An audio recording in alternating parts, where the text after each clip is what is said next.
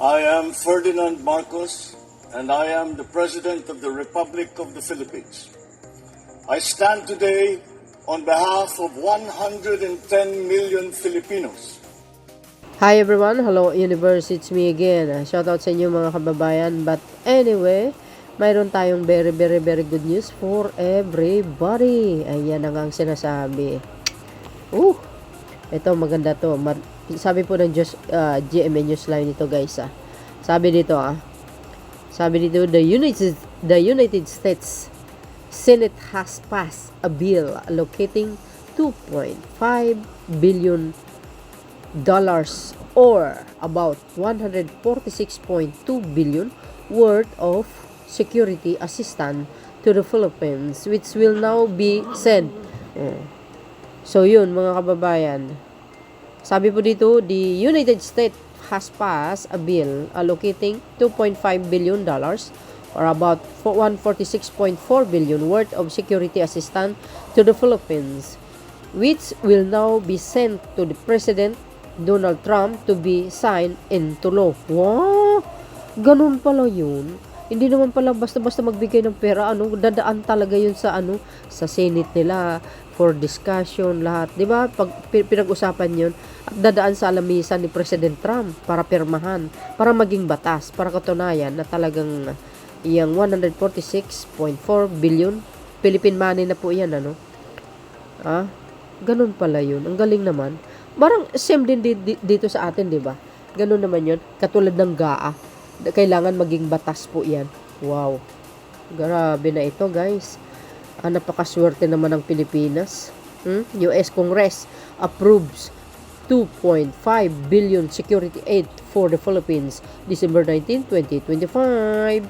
Dumaan sa wall ko kaya ini-inform ko kayo mga bes. Biro nyo 'yun? US Congress, wow, approve ka agad. Bakit ang bilis nila mag-approve pagdating sa Pilipinas? Alam mo, ako, na believe din ako sa US, mga kababayan. Bakit? Sa tagal-tagal ba naman natin na meron tayong ugnayan, naging alay natin ng US? Since 1951 ba? Mula nung panahon na yun, hanggang sa kasalukuyan, never ko pa narinig sa Amerika na nagkamal or ng angkin ng isang isla ng Pilipinas. Wala eh. Hindi tulad ng ng Chikwa. Grabe umupo lang si Digong, ganun na ang nangyari. Hindi kayo naloka. Para kumpleto detalyado, basahin ko po ng buo, okay? Sabi dito mga kababayan, ayan Sabi dito mga kababayan, US Congress approves 2.5 billion security aid for the Philippines. Wow. Wow na wow. Ayan, sabi po ng GMA News Online. Ayan, the United States Senate has approved. The United States Senate has passed a bill allocating 2.5 billion worth of the security assistance to the Philippines, which will now be sent to President Donald Trump to be signed into law. Wow! Naku, perma na lang pala ni President Trump para maging batas na at ibigay sa bansang Pilipinas.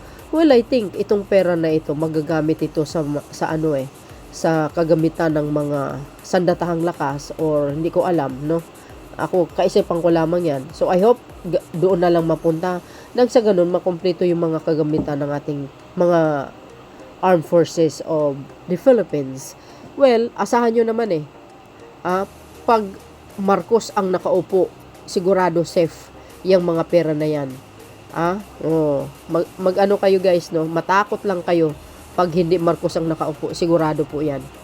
Taliwas doon sa mga sinasabi ng mga DDS. Si PBBM daw nagnakaw, nagkamal ng bilyon. Saan banda?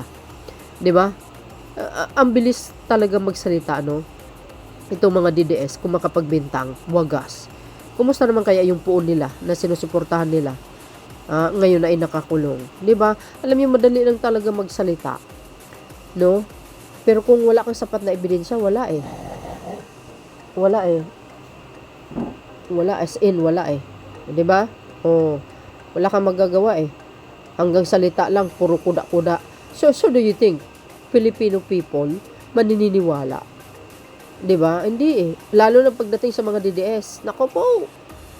Walang katiwala-tiwala ang mga Pilipino sa kanila. Puro fake news. Kilala ng mga ugat nila eh. 'Di ba? Introduced by the Senator Bills Haggart 3.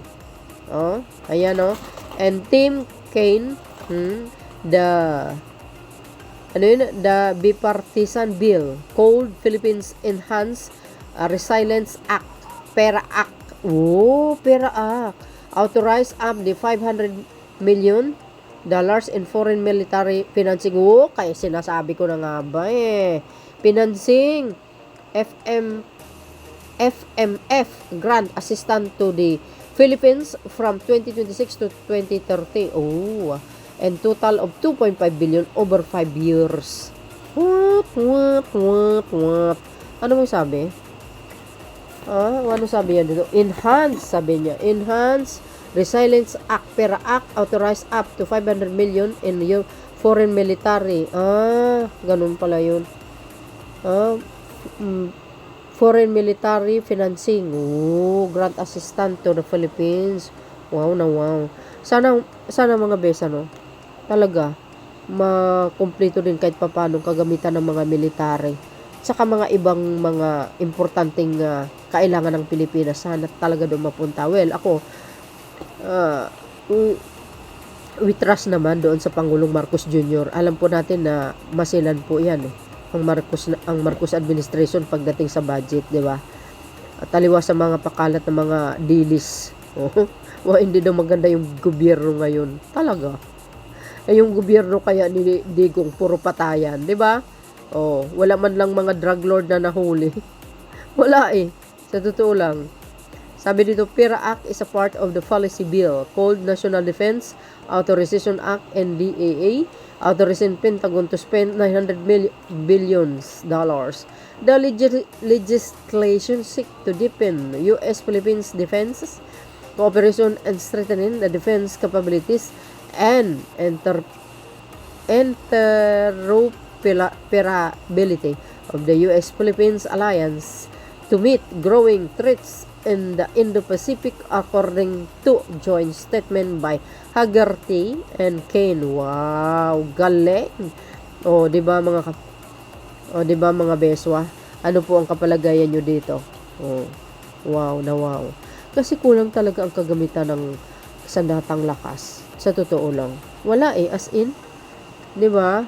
Kung alam nyo kung ang ginawa talaga ng mga past administration, kung nakafocus sila sa mga kagamitan, ibang unti-unting bumibili ba? Di sana naipon sana ngayon kung mula 1986 hanggang ngayon, bawat administration may mga binibili ng mga kagamitan ng mga sandatang lakas, no? 'Di ba? Sa nakita ko parang wala Si PBBM lang talaga ang may malasakit. Ewan ko nga ba ano nangyari sa mundo. Kaya pala yung ibang politician gustong tumakbo sa pagka-presidente o sa anumang posisyon para lang, madali lang kasi ang pera. Ang dami kasing pera sa gobyerno. Sa tatanungin nyo, ano ba yung pera ng gobyerno? Di ba yung tax ng bayan? Yun na yun, mga kababayan. Kaya, wala tayo. Nahuhuli tayo talaga sa Mabuti ngayon at si PBBM ang naging Pangulo ng Pilipinas, at least, ayan. Di ba? Hindi na tayo mahuhuli. Lalo na yung bagong terminal ngayon, high-tech mga bes. Ang dami. Kaya abangan natin ang mga magaganang programa ng Marcos administration. Well, dito sa pera na ito, napakaganda ito mga kababayan. $2.5 billion. Wow, katumbas ang 146. Diba mga bes? Ako, natutuwa ako dito. Sa totoo lang. Galing.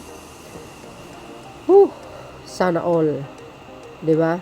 Sa panahon ni Digong, walang ganito Si PBBM lang mayroon.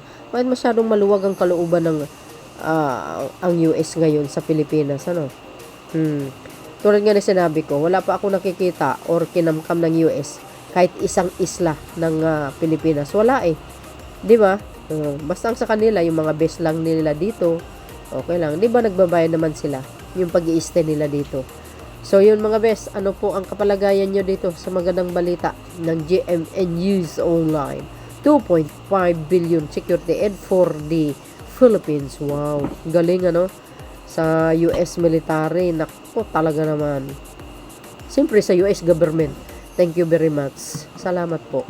So yun mga best, ano po ang komento nyo? Mag-comment na lang kayo, dagdagan nyo yung sinasabi ko. Di ba? Thank you guys for watching. See you again on my next upload. Bye bye bye and baboos. Don't forget to like, hit the button bell para laging update sa aking mga upload videos. Bye bye bye and baboos. God bless Philippines. There's more.